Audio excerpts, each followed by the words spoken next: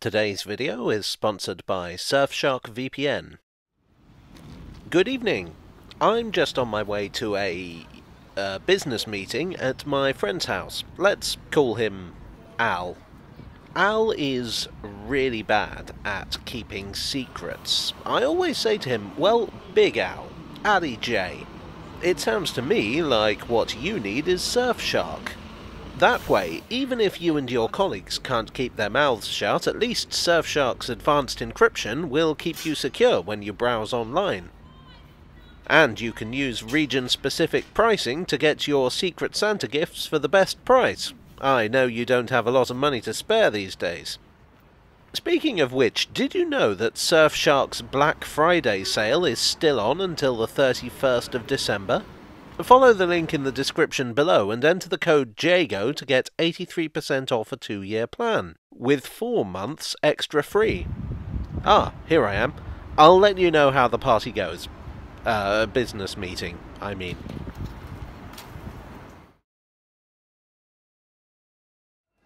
So far, in my series on stations that have changed their names, I've covered the Circle, the Hammersmith and City, the District, Northern and Central lines. Therefore, for no reason at all, I think it's about time I had a look at the Bakerloo Line.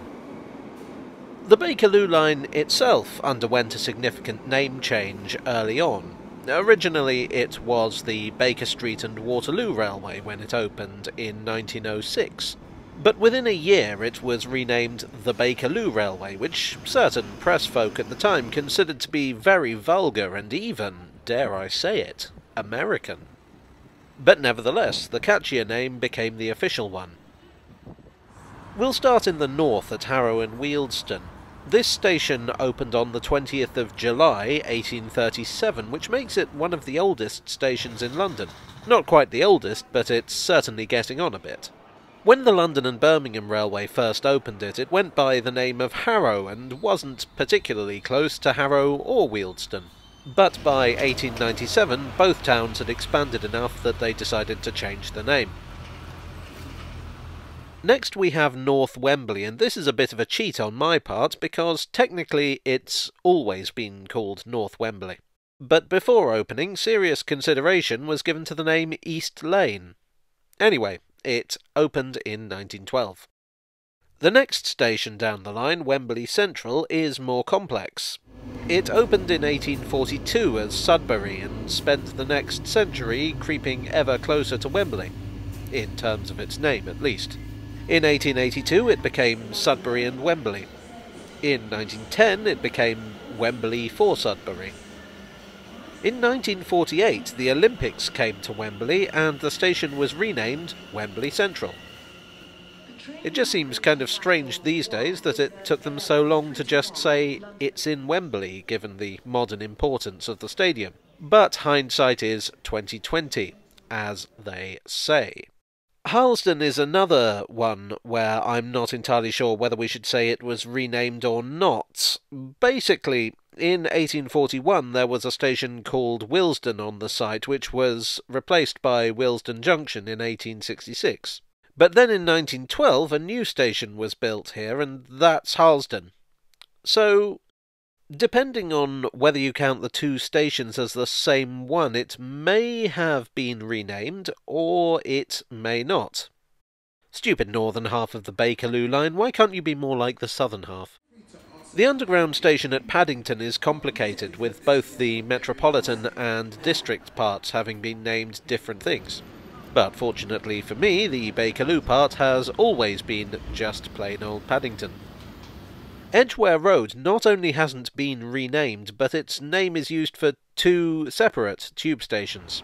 I did talk about this in an earlier video. I'll put the link up above, down below, both or neither depending on whether I remember. There was a proposal in 2007 to resolve the confusion by renaming Edgware Road to Church Street Market, but that never went anywhere. Marylebone was originally to be named Lisson Grove, but when it first opened in 1907 it was named Great Central. The Great Central Railway was the company that owned the main line station. I've always found this a bit weird. Paddington Station was never named Great Western, for instance. Evidently, someone influential agreed with me because in 1907 it was renamed to its present name.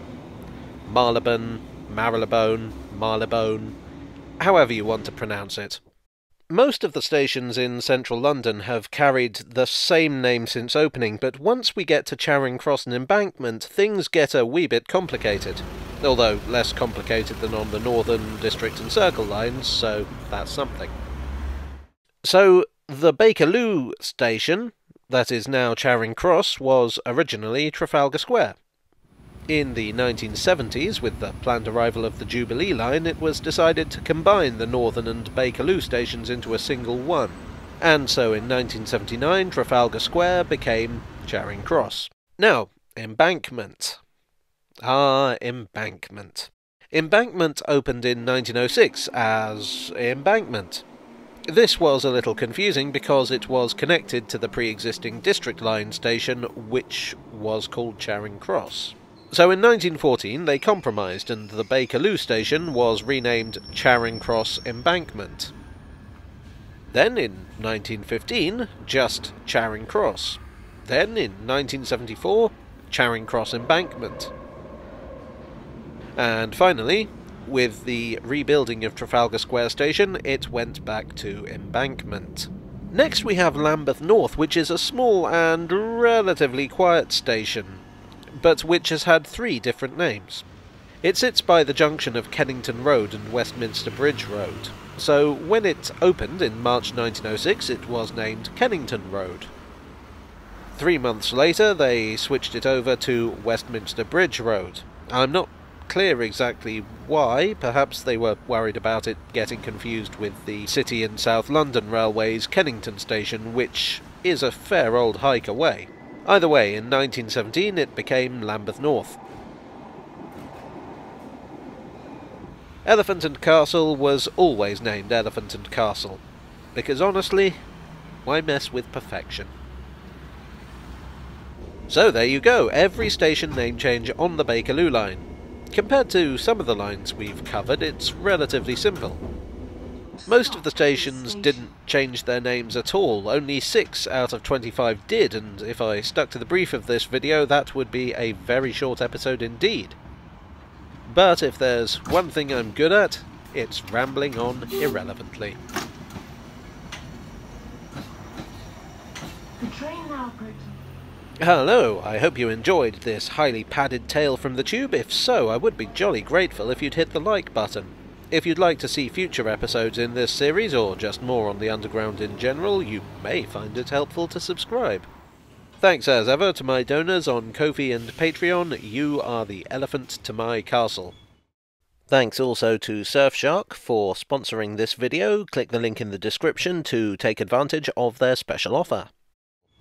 And I'll see you all again very soon for another tale from the tube.